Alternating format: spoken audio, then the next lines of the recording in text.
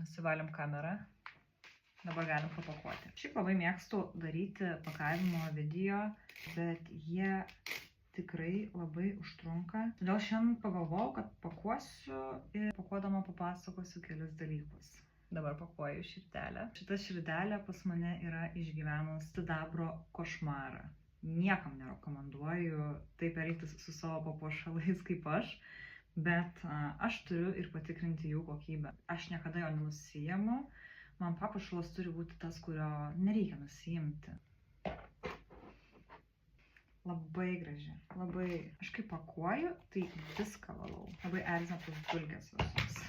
Pirštinę aš naudoju ne tam, kad gražiai atrodo, o tam, kad labai nenoriu nieko nučiupinėti. Mūsų papuošalai tiesiai iš gamybos, jie visą laiką yra supakuoti į atskirą maišelį papuošalas, tada atskiram maišelyje sertifikatas. Jeigu tai pavyzdžiui yra pakabutis, tai pakabutis atskirai nuo grandinėlės. Kad niekas nesusibraižytų, prie kiekvieno mūsų papuošalo mes pridedam tokią kortelę.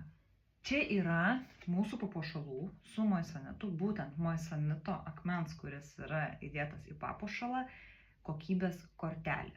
Ką tai reiškia? Jūs gaunate papuošalą, kuriame yra, kaip pavyzdys, šita širdelė yra su 1 karato moisanito akmeniu. Ir čia jūs galite matyti individualų numerį, kuris yra ant voko, kuris yra pažymėjimo viduje ir taip pat ant tokios laminuotos kortelės. Jūs nusiskanavę QR kodą su telefonu ir susivedę tą numerį į sistemą, jūs galite matyti viską apie savo moisanitą.